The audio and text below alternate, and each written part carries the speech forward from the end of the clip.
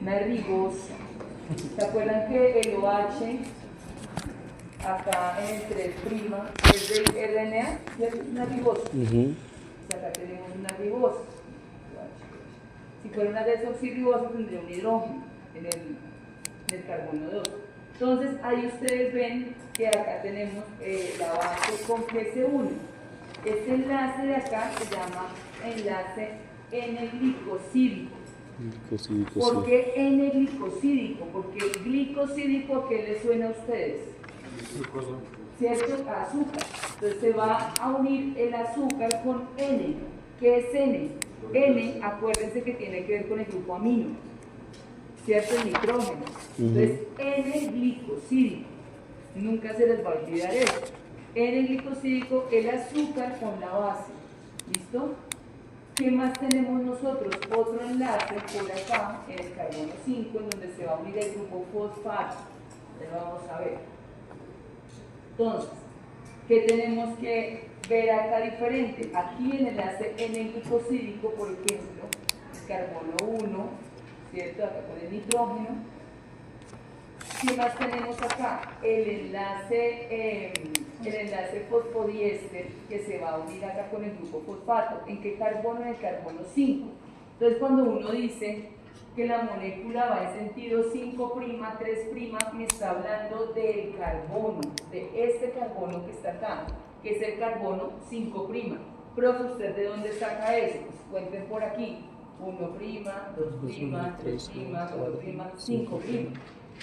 ¿Listo? Que es lo que ustedes vean acá, por eso es que también pongo estrella positiva, porque le ponen los numeritos. Profe, ¿por qué prima? Pues porque el 1 solito viene aquí en la base, y aquí empieza con prima. ¿Sí? Entonces, aquí ustedes lo que van a ver son esos dos enlaces completamente diferentes y muy importantes. Uno va a enlazar nuevamente la pentosa, el azúcar con la base nitrogenada, y el otro les va a poner acá en el grupo fosfato, que es como la parte externa de la molécula. Esta sería la parte externa, esta sería la parte interna. ¿Listo? ¿Alguien tiene alguna pregunta ahí?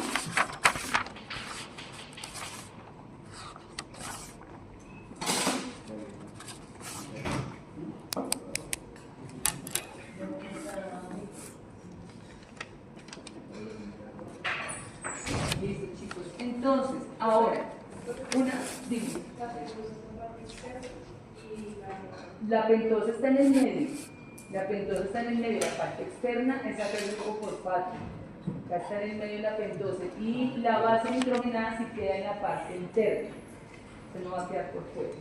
Ya les voy a decir eso porque es por eso les recomiendo, si pueden, hacer el paper de Watson y Crick, porque les va a quedar un poco más claro. Profe, o sea, que eso quiere decir que el azúcar nunca se une a la base. Sí, pues acá, por el enlace N-glicosídico.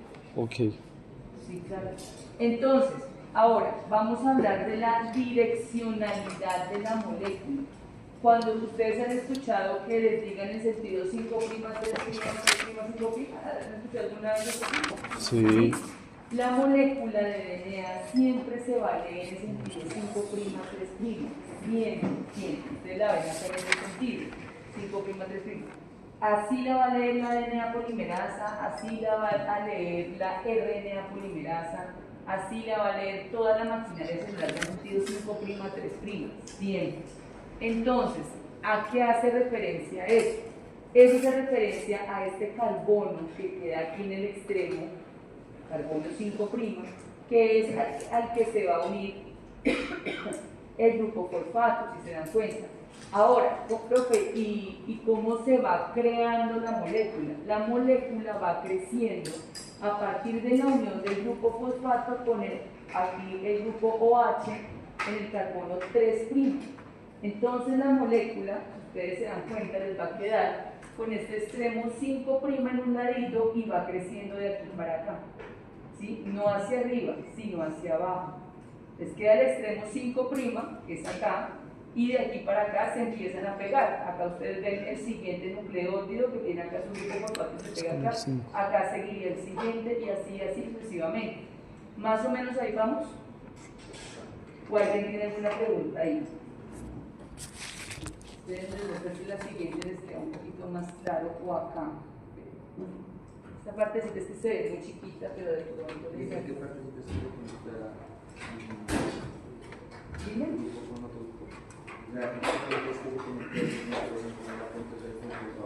Entonces, chicos, acá tenemos nuestra pentosa, que es una ribosa, acá en el extremo, el carbono 2', el carbono 3', 4' y 5'. Aquí se va el grupo fosfato, ¿hasta ahí vamos? ¿Sí? La molécula, la direccionalidad, como siempre se va a leer, es el sentido 5', 3'. Eso quiere decir que reconoce este carbono y de aquí empieza hacia abajo. ¿Se entiende eso? Sí, señor. ¿Sí? Esa es la direccionalidad de la molécula. ¿Cómo va a crecer la molécula? La molécula, este grupo fosfato del siguiente nucleótido se va a pegar acá. Y acá viene la pentosa. Y acá va a estar el grupo 3' y se le une el otro, y se le une el otro, y así sucesivamente, que es esto que ustedes van viendo acá, ¿sí? 5' en el OH 3' se le une acá el fosfato, acá se le une otro fosfato, y así sucesivamente, ¿sí? Así es como va a ocurrir la polimerización, ¿tiene? Por general siempre es en el 3'. ¿Cómo? O sea, siempre es en el 3'. Sí, claro, va a crecer en sentido 3', o sea, queda el 5' aquí y va creciendo en sentido 3', siempre. Claro, ahorita vamos a ver cuando ocurre la replicación, pero no los quiero confundir. Por ahora vamos hasta ahí. Entonces, acá ustedes ven la hebra de DNA y la de RNA. Cuando les decía que el grupo fosfato está en la parte externa, mírenlo donde queda. Y donde quedan las bases, quedan en la parte interna. Esto es muy importante. Por su química básica, ¿ustedes qué recuerdan del grupo fosfato? O de un ácido, digamos de un ácido. ¿Son polares o no polares? ¿Son hidrofílicos o hidrofóbicos? ¿Qué recuerdan ustedes? Polares. ¿Cierto? Normalmente los ácidos son polares, son hidrofílicos, ¿cierto? Sí. Pues eso mismo pasa con este grupo fosfato. Tiene carga negativa, va a ser polar, va a ser hidrofílico. Entonces, por esa razón, el DNA en su parte externa puede interactuar con el agua, porque su parte interna es hidrofóbica. Las bases nitrogenadas son hidrofóbicas, son apolares. Entonces, por eso la molécula, digamos, yo puedo hacer una extracción de DNA como la que ustedes vieron del banano, saco el DNA y lo puedo disolver en agua. Y eso lo puedo guardar en la nevera y así hacemos experimentos nosotros. ¿Por qué? Porque precisamente por las características del grupo fosfato lo puedo diluir. Si no tuviera ese grupo fosfato, si fueran solamente las bases nitrogenadas, no lo podría diluir porque es hidrofóbico. O sea, las bases nitrogenadas, su naturaleza es hidrofóbica. ¿Se entiende eso, chicos? Entonces, si ustedes se dan cuenta, aquí tenemos una cadena que va en sentido 5', aquí ustedes ven el extremo, el carbono 5', y miren cómo va creciendo. O sea, el 3', el grupo fosfato, el 3', el grupo fosfato, el 3', el grupo fosfato, ¿cierto? Va creciendo en ese sentido. Ahora, ¿qué pasa con la hebra paralela? Porque hay una característica del DNA. El DNA tiene dos cadenas, ¿cierto? Una que decimos que es complementaria o antiparalela, o sea, no está igualita en el mismo sentido, sino que hay en el sentido contrario. Entonces, por eso cuando tú me preguntabas, profe, ¿siempre va a crecer en sentido 5', 3'? Sí, excepto la hebra complementaria. Esa va a crecer en sentido contrario, pero tiene una maquinaria especial para eso, ¿cierto? Entonces acá ustedes se dan cuenta cómo la hebra complementaria viene acá. Y aquí vienen las leyes de Chargaff que ustedes vieron hace un rato en un paper, que adenina iba con timina, ¿cierto? Sí. Que guanina va con citosina, y así, y se van emparejando. ¿Qué pasa, por ejemplo, cuando hay una mutación y aquí, digamos, una adenina se cambia por una guanina? Pues que esto pierde la topología que ustedes, si van a leer el paper, se van a dar cuenta que dice que en cada vuelta hay tantas bases y que tiene una topología que le permite tener esa formita como de escalera en espiral. Si hay un pedazo que no cuadra, les va a quedar como una cosa así como salida. Y eso es lo que detectan los sistemas de reparación, esa anomalía. Y coge esa base, la saca y la reemplaza por otra. ¿Listo? Entonces, hasta ahí más o menos vamos, chicos. ¿Listo? La direccionalidad de la molécula, ¿cuál es? 5', 3', siempre. Y dijimos que tiene una estructura antiparalela, tiene doble hélice, dijimos eso, y dijimos que el grupo fosfato le confiere una carga negativa, ¿cierto? Y que le permite ser hidrofílica, poderlo disolver en el agua, por ejemplo. Por otra parte, ustedes aquí ven la cadena de RNA. ¿Qué característica le ven ustedes? Solo es una parte, es la mitad de la del hilo. Solamente tenemos una cadena, ¿cierto? Es de cadena sencilla. ¿Qué más dijiste? El uracilo tiene una base diferente, no tiene timina, sino que tiene uracilo. Por lo demás es lo mismo, pero ojo, es de cadena sencilla. Ahora, acuérdense que aquí en el grupo, en el carbono 2' van a tener un grupo OH, ¿no? Aquí va a ser un hidrógeno, es diferente. Eso le va a ocasionar un poco más de inestabilidad. Entonces acuérdense siempre, el RNA es una cadena sencilla, tiene uracilo, su azúcar es diferente, por lo demás va a tener la misma direccionalidad, 5', 3', y la polaridad, la carga es la misma, porque ahí tiene el grupo fosfato. ¿Quién es el inestable? ¿Ribosa o...? El RNA. El RNA es el inestable. Usted dijo que una cadena crecía para abajo y la otra para arriba en el DNA, pero como se van conectando, entonces como que así. Ya miramos, en la replicación. Por ahora que sepan que hay una en un sentido y la otra en el otro, pues ya miramos cómo es que se conectan. Ya en la replicación de pronto lo entienden más. Entonces, chicos, es más o menos algo como esto. Como acá tenemos el carbono 5' y se van uniendo acá en el 3', 5', 5', y queda ahí al final un 3'. Eso, ¿quién lo reconoce? La maquinaria celular. La maquinaria celular que encuentra este 5' y empieza a procesar, básicamente. Que es esto mismo que ya les decía, ¿no? Cerca de acá tenemos el carbono 5', acá tenemos el 3', acá se une con el grupo fosfato, acá otra vez el 3' y acá el grupo fosfato, y así sucesivamente se va a ir polimerizando. Eso, si eso a ustedes les queda muy claro, no van a tener problema cuando les hablen de eso, ya van a entender de qué les están hablando. Dime. ¿Pero el oxígeno arriba no se cuentan los números? O sea, No. Ese campo de acá ahorita no se cuenta. Empieza desde acá, carbono.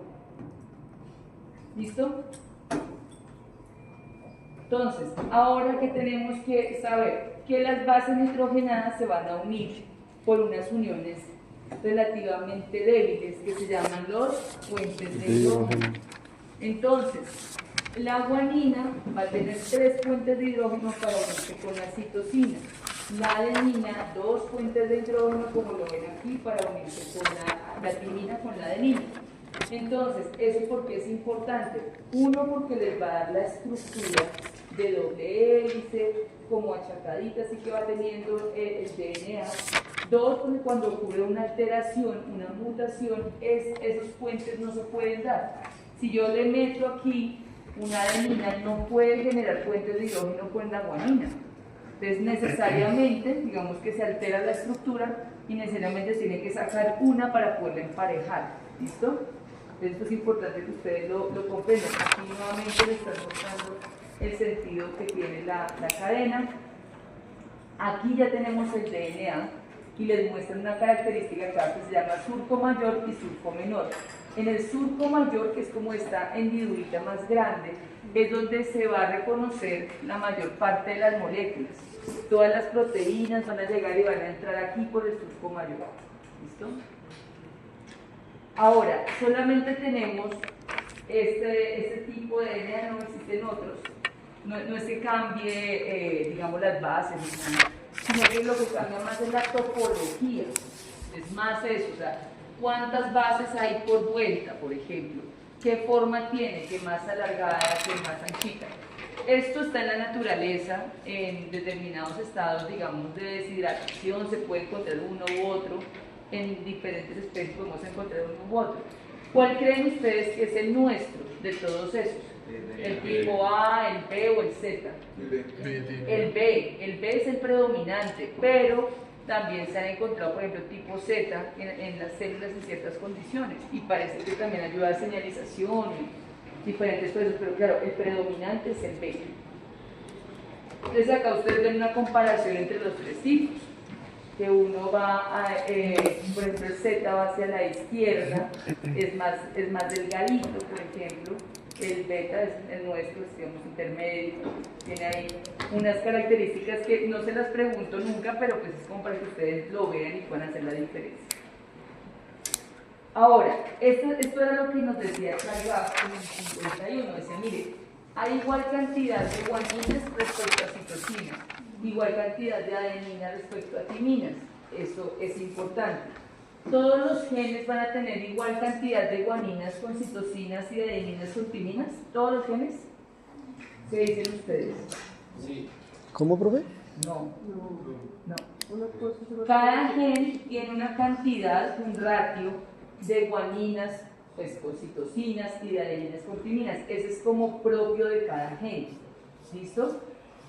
Siempre se va a complementar guanina con citosina, obvio, y adenina con timina.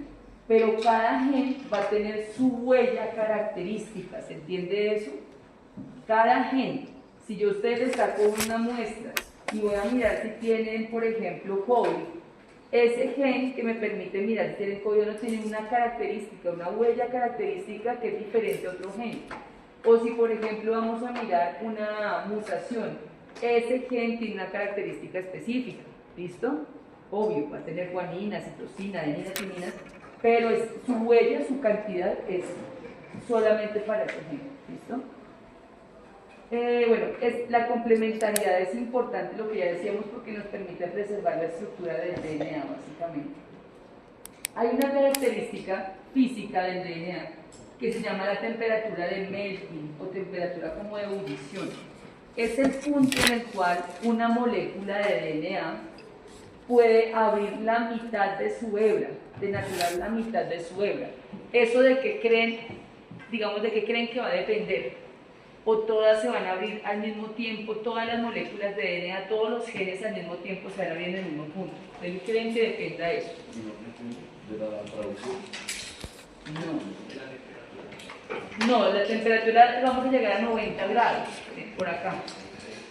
Es un punto en el que uno va subiendo y va mirando cómo la hebra se va denaturando. ¿De qué depende? Dime. De la cantidad de puentes de hidrógeno. Exacto.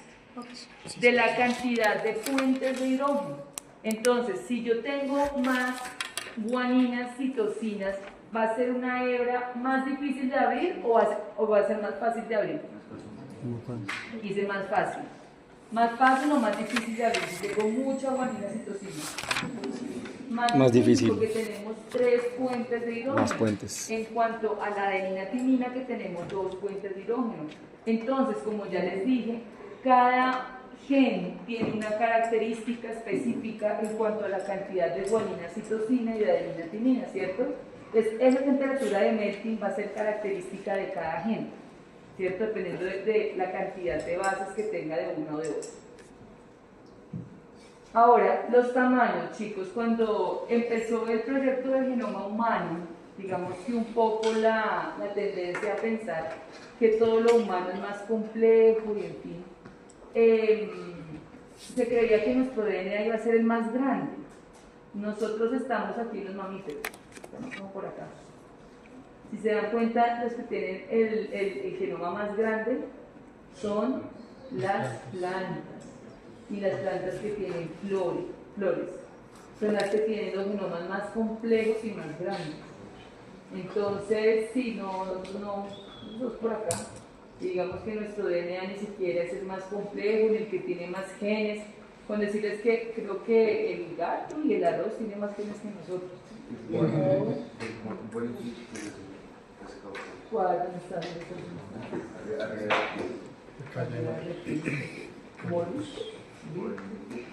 Ah, me imagino que debe ser como el... ¿Será este? A mí me suena como al caballito, no, pero no estoy segura. Pero no estoy segura, voy a buscar. Entonces, eso es hablando acerca de tamaños.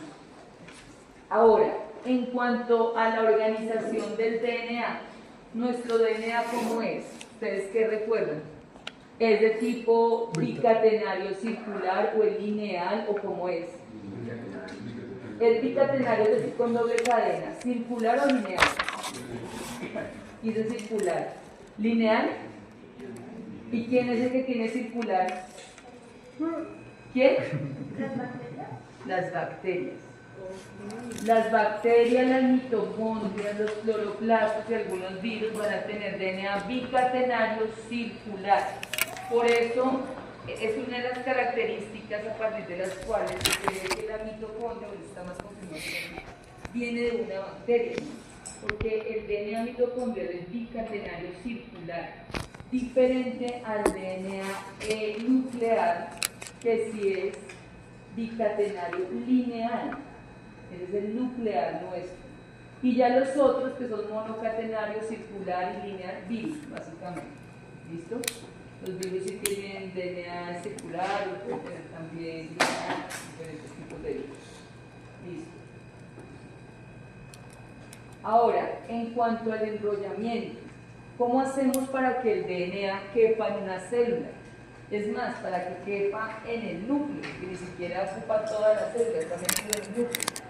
Pues lo que se hace es que se tuerce y se tuerce y se enrolla y se compacta de tal manera que pueda caber ahí. Eso son una serie de proteínas que van a ayudar precisamente a hacer superenrollamiento, entre ellas las topoisomerasas, por ejemplo. ¿Listo? Y hay unas proteínas que ustedes van a ver con el profe Luis Alberto que se llaman las histonas, que las histonas también nos ayudan a enrollar el DNA. Estas que ustedes ven acá son las histonas, pero hay unas proteínas similares a histonas que las bacterias tienen, y ellas también tienen una compactación menor a la de nuestra, pero también tienen una compactación del DNA con unas proteínas similares a histonas.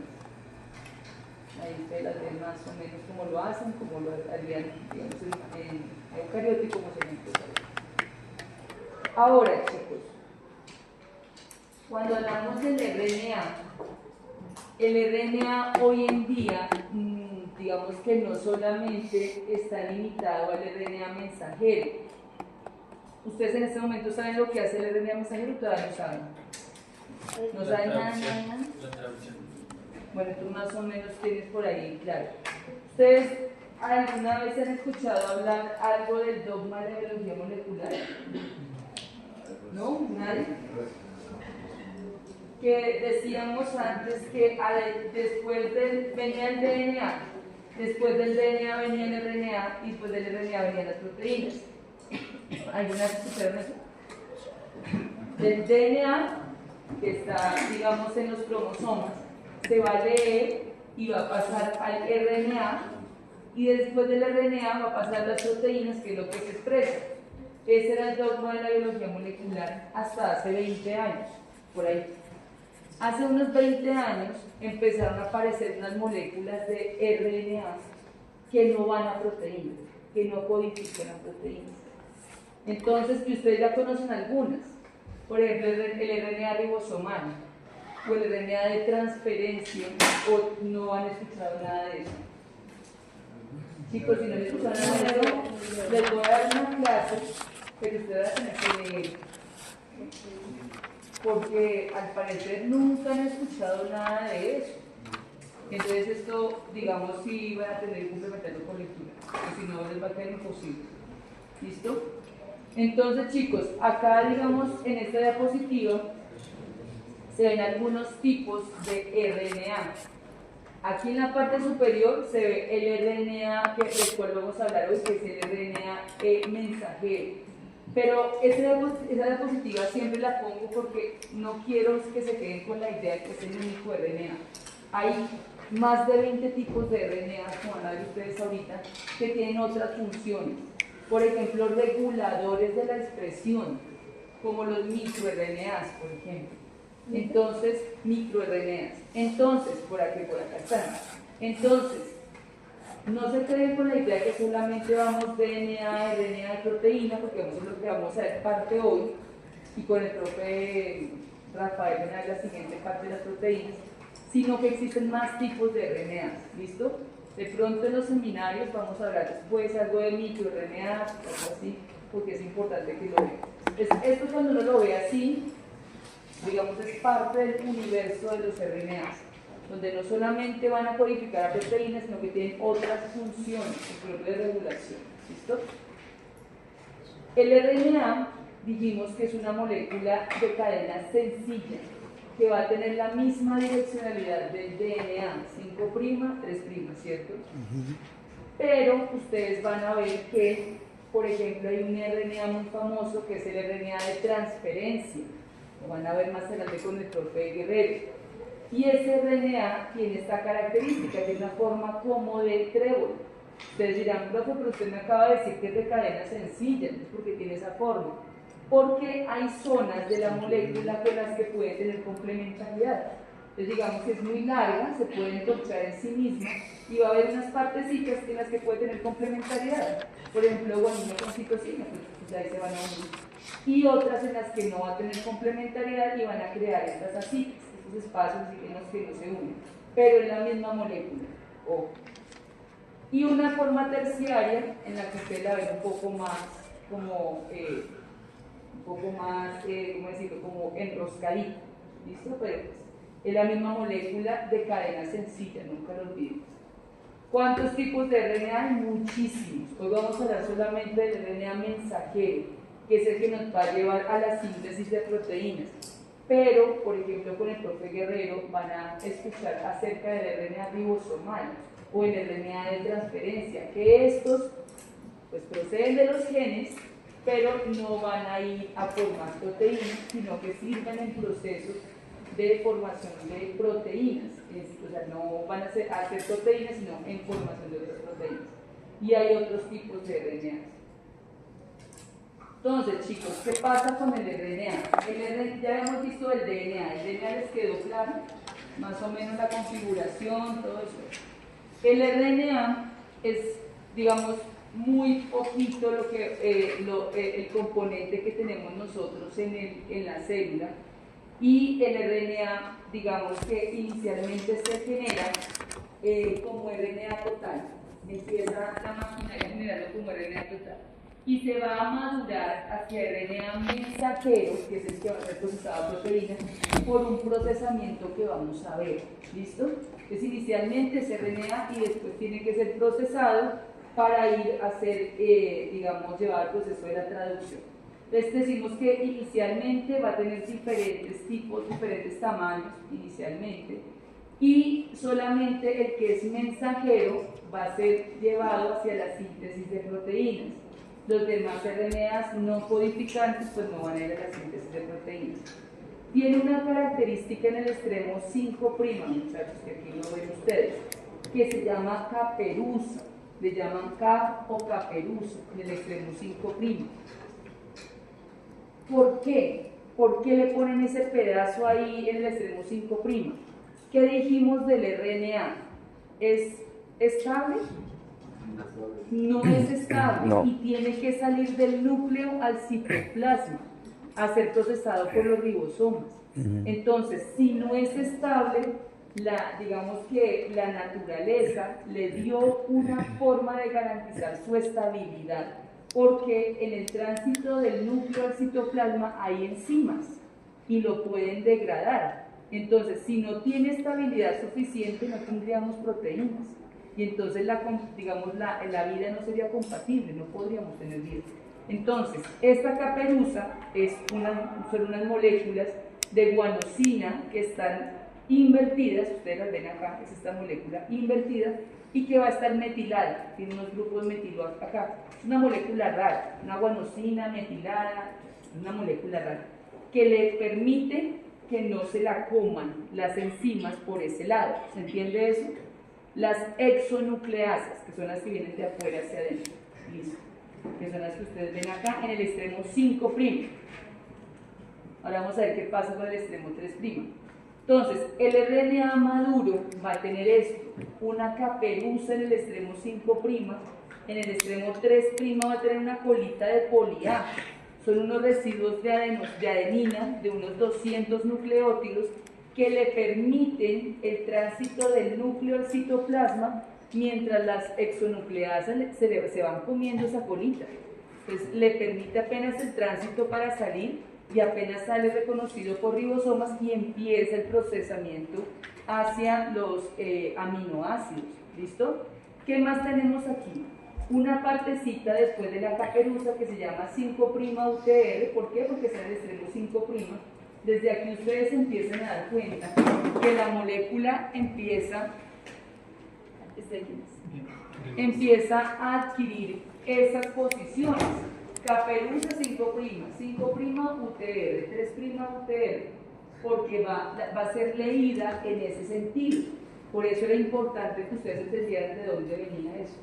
Entonces, este 5' UTR, que es una región que no va a ser traducida, que no va a ir a proteína. Profe, ¿y eso para qué le sirve la molécula? Esa parte es importantísima. Antes se creía que no servía para nada. Hoy en día se sabe que es un centro de regulación muy importante. Hay genes, por ejemplo, el síndrome del X frágil, que es regulado en esta región. ¿Alguien ha escuchado de este síndrome, el síndrome del X frágil? ¿Alguien ha visto? ¿Sí? ¿Tú sí? Sí. Entonces, ustedes han visto, por ejemplo, conocen a las personas con síndrome de Down, ¿cierto? Pero conocen otras personas que tienen como un síndrome, como algo que es característico y que también tienen retardo mental, ¿cierto? En Colombia es muy frecuente, chicos. En Colombia es muy frecuente. Yo siempre les digo a los estudiantes que es frecuente que uno vaya a los pueblos y que digan, es el bobito del pueblo, la bobita del pueblo. Que a veces la ponen, o los ponen, digamos, como mensajeros, o los pueden hacer mandados, ¿cierto? Muchas personas que conocen pueblitos sabrán de eso. Pero no es una persona con síndrome de Down, porque el síndrome de Down es característico. Estas personas tienen una característica para hacer un poco la cara un poco más alargada, son un poco más como alticos, caminan como así, ¿cierto? Sí. Eso es característico. O sea, esas características son claras en el síndrome del X frágil. Ahí es una mutación característica que no me va a tener en eso, pero el gen se silencia por unas repeticiones y tiene que ver aquí, en esta región 5' UTR. Ahí va a silenciarse el gen. Entonces, por ejemplo, en esa enfermedad pasa eso. Entonces, hoy en día se conoce que estas regiones son muy importantes para la estabilidad del gen. Se puede silenciar o se puede potenciar por regulación en esa parte. Listo, ahí digamos ese paréntesis ahí. ¿Qué más tenemos acá? Aquí nos dice start y stop. ¿Qué creen ustedes que es eso? Ahí van a ver unos tripletes. ¿Qué son tripletes? Son unidades, eso se lo van a profundizar con el profe Guerrero, pero pues como para que no lleguen tan sin nada. Digamos que decimos que el código genético, bueno, en general la secuencia, ustedes venían guanina, citosina, adenina, timina y un reguero así de bases, ¿cierto? Pero hay unas bases que son como un código que la célula lo interpreta y una maquinaria especial que ustedes verán en la próxima clase lo va a interpretar como sistema codón-anticodón, así se llama. Y hay una señal de inicio característica que va a codificar para metionina, para ese aminoácido, y es universal, es esta secuencia, AUG. Entonces, esa secuencia la encuentra ahí donde dice start, inicio. Ahí digamos que la maquinaria va a leer y va a decir, aquí empiezo. Entonces empieza ahí a procesar el aminoácido. Después dice que viene la secuencia codificante, que sería toda esa parte que veníamos diciendo, que se une el grupo fosfato con el carbono, el grupo fosfato con el OH y así, ¿cierto? Y al final van a haber unos codones de parada. Así como hay uno de inicio, hay como 3 de parada. Eso les estoy haciendo como una anticipación porque ustedes lo van a ver en detalle con el profe Rafael. Entonces, y acá viene la región 3' UTR y la colita de polía, que les decía que le permite a la molécula tener la estabilidad para poder viajar del núcleo al citoplasma. Entonces, eso es un poco lo que ya les he dicho. El RNA maduro, mensajero, el RNA mensajero es ese mRNA, se caracteriza porque en la colita, en el extremo 3' va a tener un extremo que son puros residuos de derivados de adenina que previenen la degradación. Aquí les hablaba de las regiones 5' y 3' UTR, que esto ya más o menos ahí. Bueno, ¿de dónde viene esa secuencia de RNA? ¿De dónde viene codificada? ¿Ustedes qué dicen? ¿De dónde viene? Del ADN. Del ADN, exacto. La RNA polimerasa la va a leer del DNA. ¿Y ustedes qué creen? O sea, esto es importante, nos estamos anticipando un poquito lo que les voy a contar. Si yo les digo que yo transcribo de un cuaderno a otro, ¿estoy cambiando algo? No. Transcribir. Las letras. Transcribir. Yo digo, voy a transcribir este cuaderno. ¿Ustedes qué esperan? ¿Que yo cambie algo? No, ¿cierto? Estoy pasando. Si yo les digo, voy a traducir de este cuaderno a este, ¿sí voy a cambiar algo? Sí. Claro, cambio el código. Entonces, la transcripción es precisamente el proceso en el que la RNA polimerasa va a leer del DNA y va a pasar al RNA, que es lo que se va a expresar. Pero digamos que es un código más o menos parecido. Ahí lo que va a cambiar es que tenemos uracilo, ¿cierto? Y que es de cadena sencilla. Pero si yo les digo voy a traducir, entonces yo ya paso de ácidos nucleicos a aminoácidos. Y eso es lo que ustedes van a ver en la siguiente clase con el profe Rafael, para que más o menos lo tengan claro los aspectos como principales. Entonces, chicos, cuando nosotros hablamos de los ácidos nucleicos tenemos dos tipos, nucleócidos y nucleótidos. Los nucleócidos no tienen grupo fosfato y ellos se emplean a veces incluso en la clínica para hidratar, para algunas cosas. Y los nucleótidos sí tienen grupo fosfato. Entre los nucleótidos hay 3 niveles de grupo fosfato, que ustedes lo van a ver. Mírenlo acá. Entonces tenemos nucleótido monofosfato, difosfato y trifosfato. ¿Esto le recuerda a alguno algo?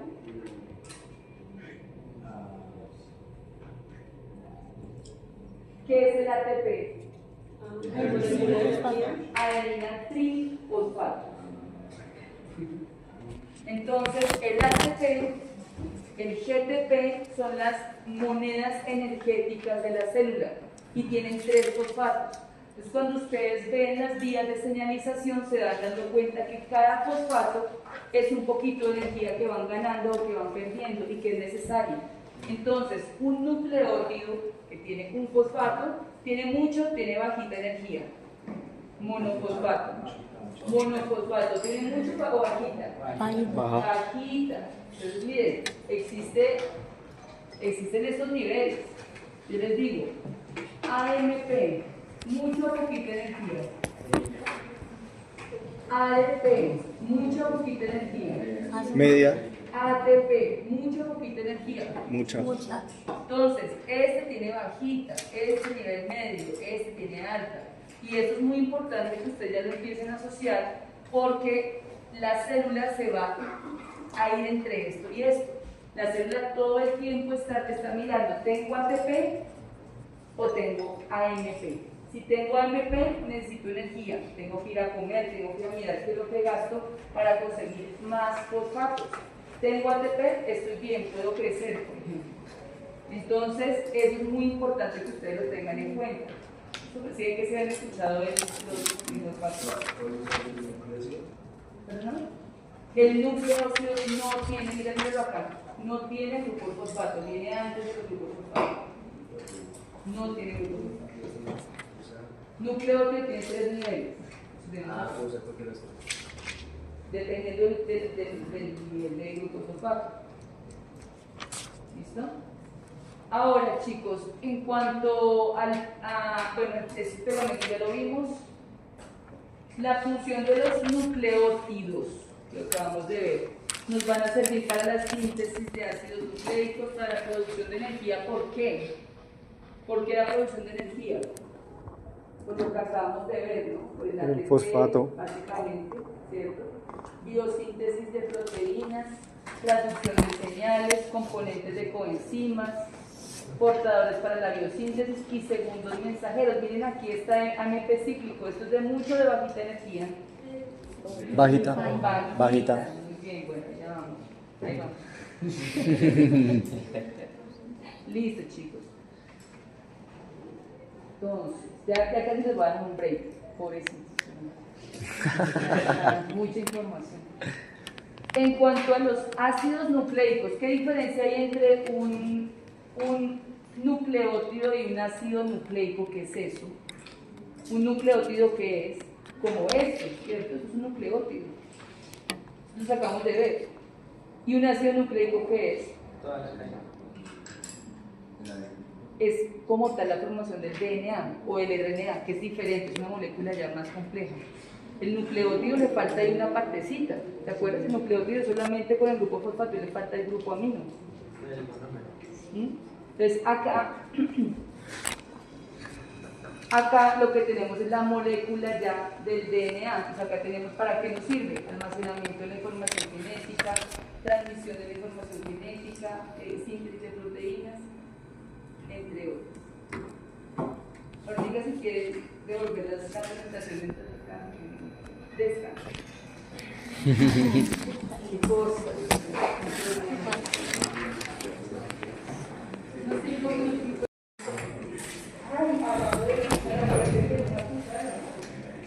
Ay, sí. ¿Qué? La mía. Si no te quiero descompletar. Sí, profe, la vajilla me la van a cobrar. Entonces, chicos, si los conocían, silencio. Si los conocían, bueno, los conocían, ¿cómo se llaman? Cromosomas. Los cromosomas. Nosotros tenemos 23 pares de cromosomas. Normalmente. Tenemos 22 autosomas que se llaman, y los cromosomas sexuales, que ustedes los ven acá abajo. Ese cariotipo, así se llama, es de un individuo que es XY. ¿Eso será un hombre o una mujer? Hombre. Un hombre. Si fuera una mujer serían dos X. El X es este, el Y es el pequeñito. Entonces, ahí van a estar compactados todo ese DNA que se va creando. Ahí está toda la información de todo lo que se va a generar en la célula de cada uno de nosotros. Va a estar ahí organizadito. Ustedes vieron las células que les mostré, ¿ustedes le dieron cromosomas por dentro? No. Eso es porque los cromosomas solamente se hacen visibles en la mitosis. De resto, el DNA está relajado en el núcleo y no se va a ver en forma de cromosomas. Solo hasta la mitosis se van a compactar en los cromosomas, ¿listo? Para que ustedes lo tengan claro. Ahora, ¿es el único DNA que nosotros tenemos? No. El DNA nuclear, que es este, codifica más o menos para 50.000 genes. Nuestro DNA mitocondrial para 38 genes. ¿Cuál es la diferencia entre uno y el otro? El DNA mitocondrial, ¿qué forma tiene? Circular. ¿Se acuerdan que decíamos que tiene forma circular de doble cadena, igual que las bacterias? Mientras que el DNA nuclear tiene una forma lineal de doble cadena, ¿cierto? Entonces, ¿qué otras diferencias tenemos con respecto al DNA mitocondrial? El DNA mitocondrial, ustedes lo veían, digamos que fica aquí para 37 genes. Recuerden esto, no tiene intrones. Ahorita vamos a ver qué son los intrones. ¿Cuánto codifica? El 93%, o sea, casi todo el genoma codifica. Compartimos algunos de los codones, como se acuerdan de esos que les mencionaba acá, Y el tipo de herencia es netamente materno. ¿Qué quiere decir eso, chicos? Eso que la herencia es netamente materno. ¿Quién la pasa? La madre. La mamá. O sea, ninguno de nosotros tenemos DNA mitocondrial paterno. Todo es de la mamá. Todo. Y eso tiene implicaciones. Quiere decir que si mamá tiene una enfermedad o tiene algo que lesione el DNA mitocondrial, no hay escapatoria, porque ella es la que nos pasa a nosotros el material del DNA mitocondrial. ¿Listo? Entonces ahí lo vemos que básicamente es materno. Precisamente porque es materno, se ha podido seguir el linaje hasta la primera mujer, por ejemplo. ¿Cómo le llamaron? Eva. La primera mujer se llama Eva. Está en África. Entonces, ¿cómo hacemos para que quepa? Esto lo van a ver con el profe Luis Alberto, solamente como un poco las características del DNA. ¿Cómo hacemos para que esa cadena, que es tan grande, porque es grandísima, quepa en una célula? Pues ya les dije, tiene un nivel de compactación muy importante y aquí hay unas proteínas muy importantes que se llaman las histonas y ellas van a participar en ese entorchamiento en vueltas y vueltas y vueltas y giros para que después quepan en un cromosoma que los vamos a poder ver en la mitosis. Ahora, chicos, las células que están normalmente en el cuerpo, ojo con esto, no están en mitosis. Las que están en mitosis están, por ejemplo, en la médula ósea. De ahí salen especializadas a dar el giro, ¿sí? Es muy raro que ustedes vean una célula inmadura en sangre periférica. Eso es para que se hagan una idea. Cuando encontramos un exceso de células inmaduras en sangre periférica, no es normal. Está asociado a un tipo de cáncer que se llama leucemia. Eso no es normal. Las células inmaduras tienen que estar en médula ósea hasta cuando se especializan y ya salen a trabajar. ¿Listo? O sea, en la leucemia las células están haciendo mitosis. En la leucemia sí, uno podría decir eso, que están haciendo mitosis en sangre periférica. Entonces hay un aumento en la celularidad. Perdón, una persona con leucemia tiene una cantidad de células. Me lo voy a tomar ahora.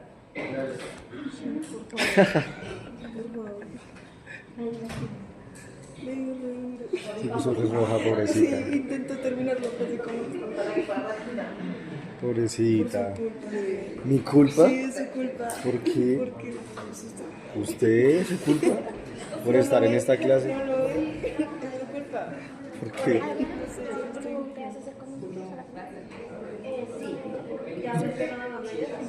¿No tiene amigos aquí en joder? ¿Ganayara alguna mierda? Sí, me voy a encontrar con ella ahorita por la tarde, pero es que ya solo tiene horario por la tarde. ¿Hoy? ¿Qué me toca hoy? Matemáticas. No, yo salgo a la 1 y ya no tengo nada. Pero ella. No sé qué más tengo ya de fondo. ¿No son amigas? Pero no todavía no somos amigas, yo no sé cómo se llega a ese punto ya de... De contarte las cosas y todo. Sí, no sé eso, de pronto ya pasó de compañero, de conocido a compañero, de compañero a amigo. ¡Qué filosofía! Pero ¿qué es eso, por Dios? Tengo crisis, dice. Codificantes y no codificantes, y que dentro de los no codificantes están los largos y los pequeños, todos los cortos. ¿No? Después, si algo revisamos más de eso, pero por lo menos que sepan eso ya es un avance. Ahora, ¿se acuerdan que hablábamos de la transcripción? Que decíamos que pasábamos de un cuaderno a otro, es para transcribir. Entonces la célula lo hace del DNA al RNA. ¿Y eso por qué es importante? Porque ustedes tienen la información para todos los genes en la célula, para todos. Pero todos están expresando todo el tiempo. ¿Una célula expresa todos los genes todo el tiempo? No. Si eso fuera así, seríamos una mole de células indiferenciadas. Porque el hepatocito no sería hepatocito, el cardiomiocito no sería cardiomiocito, la célula del epitelio no lo sería. Cada una expresa de acuerdo a su naturaleza. ¿Quién lo determina? Una partecita del gen que está por aquí al inicio y se llama promotor. Todos los genes, digamos, en un hepatocito solamente van a estar prendidos los promotores que van a corresponder para los genes del hepatocito. Para el cardiomiocito solamente los genes se corresponden al cardiomiocito. Y así, cuando ocurre algo diferente, es una mutación, es una alteración, es algo que no debería pasar. Y eso lleva a enfermedad, ¿sí? Eso es diferente. Digamos que hay mutaciones que no necesariamente son cáncer, que pueden llevar a que una proteína no funcione, por ejemplo, funcione mucho o se exprese en un sitio que no le corresponde. Entonces, lo que hace que tengamos las características que tenemos es la transcripción, básicamente. La información genética todos la tenemos para todos los genes, pero que se exprese o no, que ustedes tengan un pelo de un color, una piel de determinadas características, es lo que hace esto, la regulación de la expresión genética. Entonces, rápidamente les voy a comentar esto, porque igual nunca se los pregunto, pero lo tienen que conocer, así sea por encima, chicos, y es cómo se da la transcripción. Recuerden que tenemos el DNA va a tener unas características. Una de esas es una secuencia que viene TA, y que siempre va a estar antes de los promotores, antes de que empiece un gen. Esa secuencia repetitiva TA se llama caja tata. Eso no es algo, digamos, muy creativo, caja tata. Entonces, la caja tata siempre viene antes de un promotor, siempre. Ahora, ¿cómo hacemos para que ese promotor se active? Tiene que ser reconocida esa caja tata. O sea, tiene que haber una serie de proteínas a reconocerla y a capacitarla, así se llama. Entonces viene una proteína que viene a la caja tata, se le une, y una serie de factores de transcripción. En adelante ustedes los van a ver cuando vean con el profe Caminos o con el profe Rafael una cantidad de proteínas que llegan a una secuencia, ¿cierto? Silencio, chicos. Entonces aquí, por ejemplo, van a llegar una serie de factores de transcripción que se llaman factores basales de la transcripción. Factor 1, factor 2, y ellos van a capacitar para que llegue la RNA polimerasa, se pegue a la secuencia y empiece el proceso de transcripción. ¿En dónde empieza? ¿Se acuerdan que decíamos que era un codón de inicio? Que era así. Okay. Sí. ¿Se acuerdan? Ahí lo va a reconocer y ahí va a empezar. ¿Y cómo va a parar? Porque también hay un codón de parada, una secuencia específica para parar. Y adicionalmente hay unos factores de transcripción como este factor sigma que llega y se le une y le dice ya es hora de parar. Entonces empieza a encontrar las secuencias para parar y adicionalmente llega el factor sigma y para. ¿Y qué pasa con el RNA? Se suelta, es reconocida por la maquinaria que ya vimos que le pone la caperuza, le pone la cola de polía y la RNA polimerasa sale. Hasta la próxima vez. ¿Más o menos clarito? Más o menos. Sí, señora. Ustedes van a ver con el profe Camilo o con el profe Rafael, que no es un proceso tan sencillo. Aquí lo estamos viendo muy, muy sencillito. Tiene una cantidad de proteínas, eso que no las vamos a ver ahorita. Pero no quiero que ustedes se vayan con la idea que es así de sencillito, porque es más complejo. Dice solamente la parte más fácil, porque estamos bien. Esto ya se los comenté, chicos, acuérdense que es el procesamiento en el extremo 5', que es la caperuza, y en el extremo 3' se reconocen unas secuencias que indican que ahí van a poner la cola de polía, que es un residuo de 20 a 200 adeninas que le ayuda a la estabilidad de la molécula. Pero toda la molécula no es codificante. Ustedes vieron atrás que vean algo que decía intrones.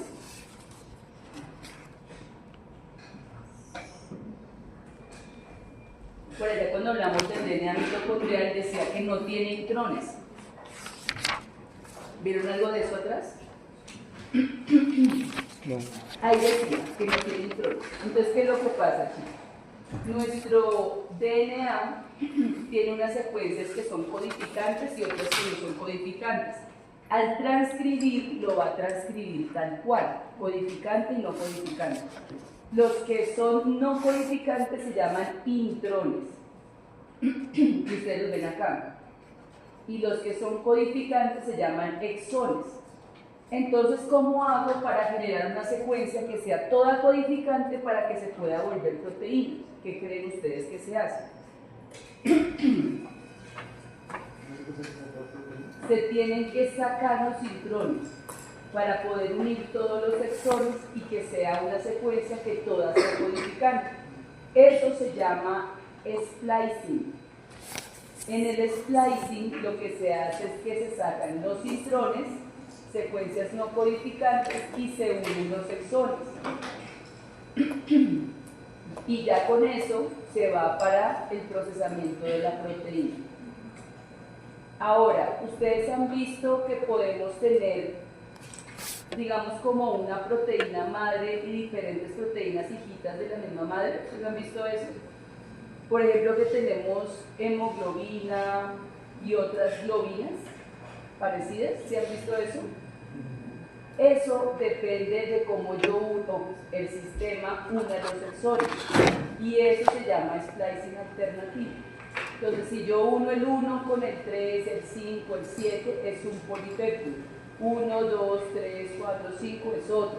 Dependiendo de ese juego, yo puedo tener diferentes tipos de polipéptidos o de proteínas a partir de un mismo precursor.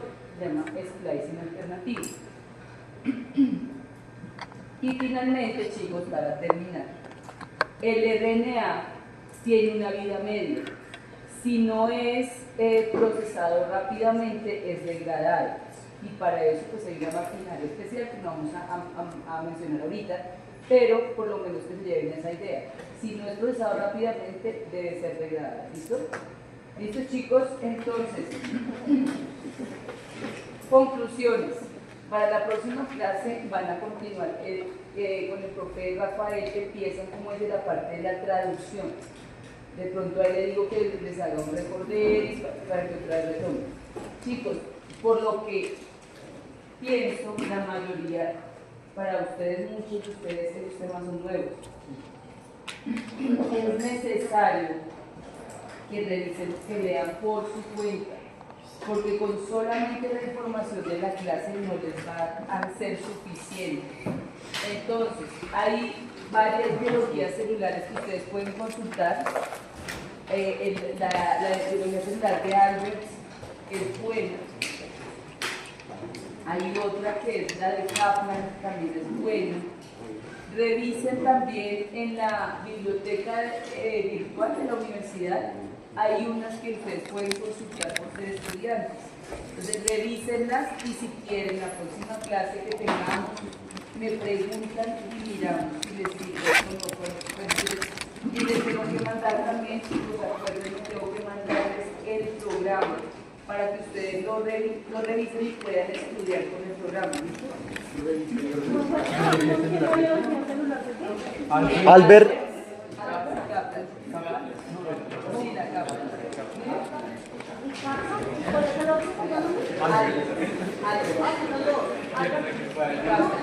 La otra es la célula de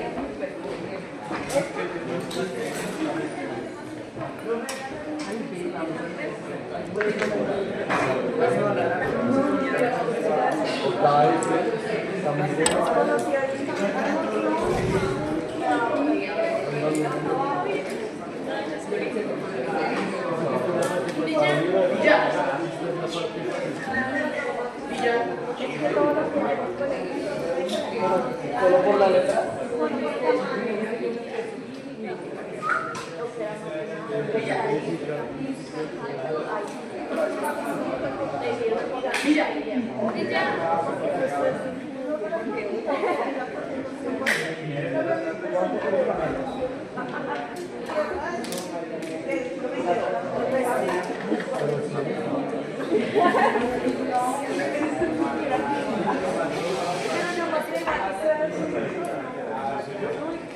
No, yo quiero sociales. Es que no sé lo que uno es bueno.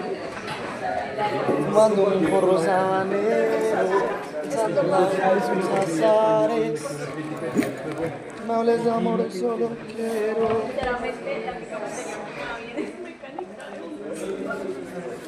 La mía es cátedra.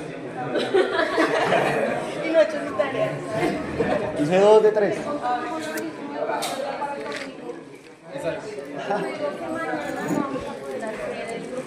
La corriente me... ¿Pero esa de qué? ¿Sheldon Cooper o qué? Ven, hablemos con Gabriela. Por fin, matemáticamente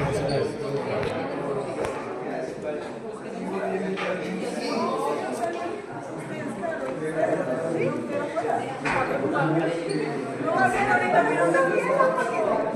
No, que ya encargado porque estaba solo. Ah, pues sí, usted que sea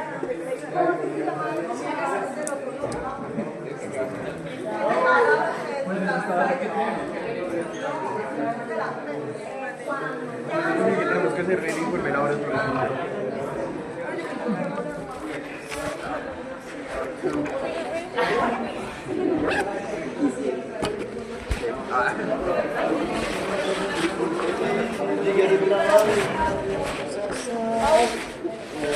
No hables de amor, hoy solo quiero olvidar su boca lo besar.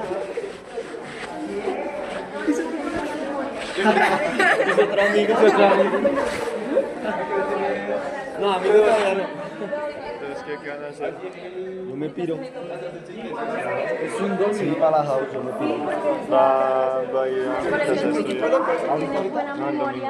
Sí, pero no dijeron nada de qué hora ni nada. El domingo. Es más, me habían dicho que el sábado, que el domingo. Es que estábamos Otra vez mirando. me Dale, meto profe, con tranquila. papá. Vamos, claro. No te Ayer se me preocupes, yo olvidó- espero. Ayer se me olvidó enviar los números, ahorita lo escribo en un grupo.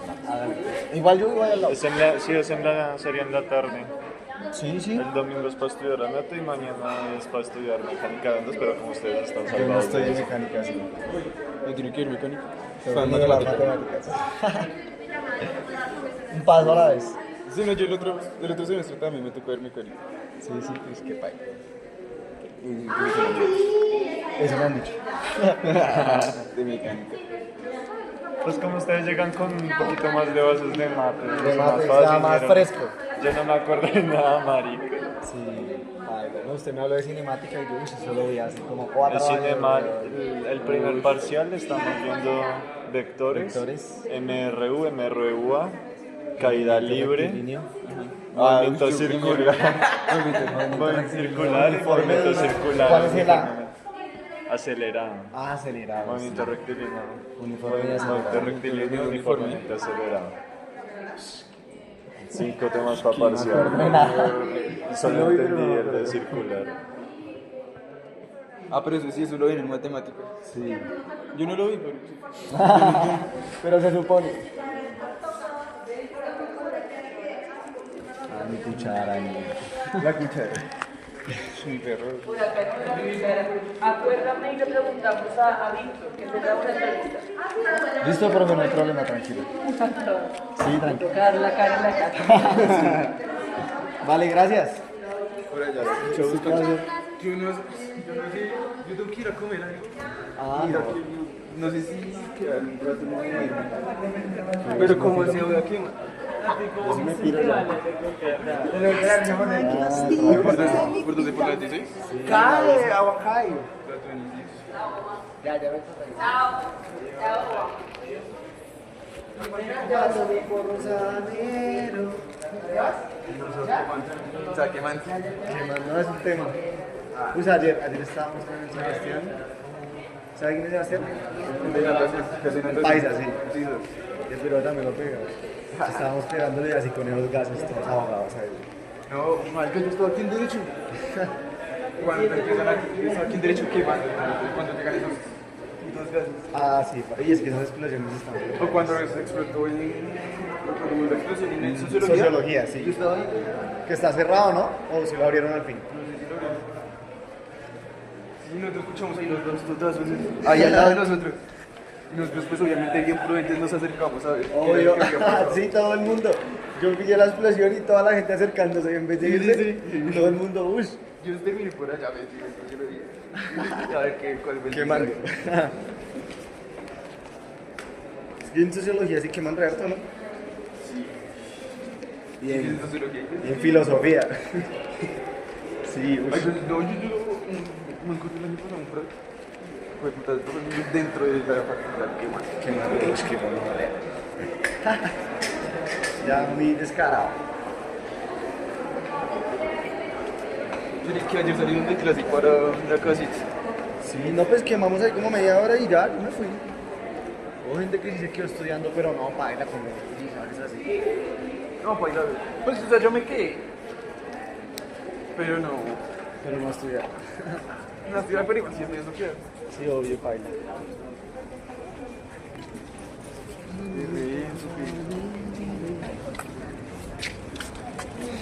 Uy, ya se siente el físico. Ah. Yo, ah. Más raro. Más raro que será. Además que se me cayó el filtro. No, que ah, una patica. Sí, la Kenia aquí. Y dijo, no, tengo que estudiar. Voy a estar juicioso. Para llegar pleno. Para no llegar tan paila. Sí, para ya llegar caliente a clase. ¿El bicicla? Ah, no está ya.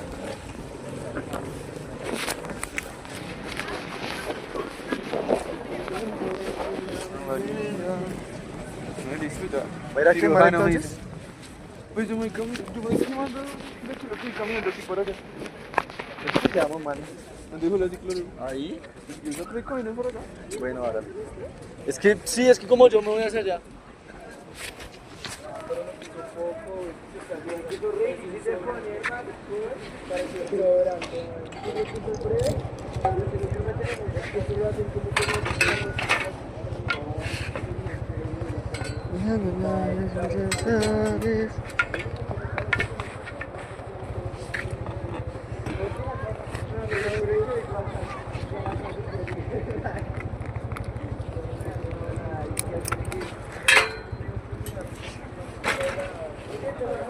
Venga, le digo, pero usted ya sabe reconocer rema que hace esas estructuras, ¿no?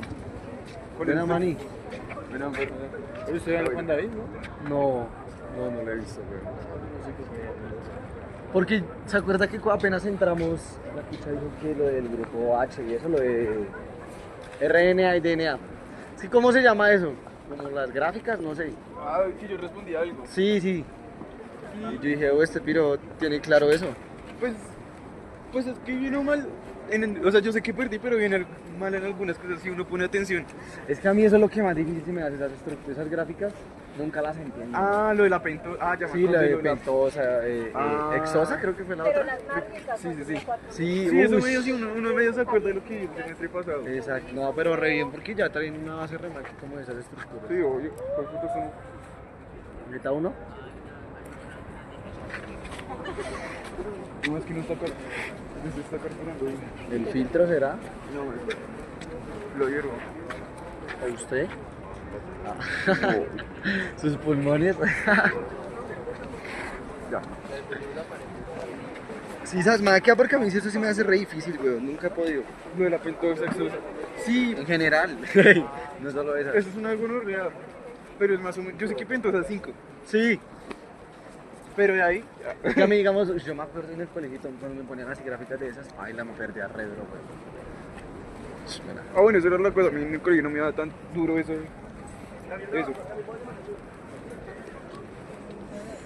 Chimba, yo no sé, ¿usted cómo hizo para aprenderse eso? O sea, No sé. Yo tampoco, yo me acuerdo lo mismo. hasta ahora me di cuenta. Chimba, no sé. No, es más, pues no sé. Yo siento que es más como escuchando los escuchos y irlo repasando. Sí, no tanto memorizar como entenderlo bien. Ah, bueno, cómo sí, funciona. también. El por qué se dice, por qué es pentosa.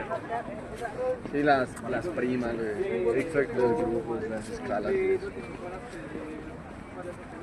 Sí, es para aprenderse.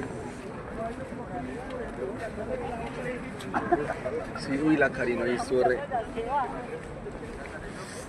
Uy, sí, toca que lo que pasa en el coso del programa. El pensum. No, el cronograma. Ah. Con los temas. Que no sirve para estudiar. ¿Vieron ayer en histología? ¿Epitelial? Epitelial. ¿Epitelial? Ay, dijo que dentro de 15 días es el primer parcial. Entre 15 y tengo 2 semanas para estudiar. Ajá, todo eso. Y conjuntivo también vimos. ¿Epitelial y conjuntivo? Ah, bueno, eso es... ¿Por dónde coge? No, yo ocupo derecho. Ah, bueno, entonces me estás... Pues a ver si me voy con eso. Dale. Todo bien, Mani. Todo bien, gracias. Mani. Vamos Hablamos. hablando.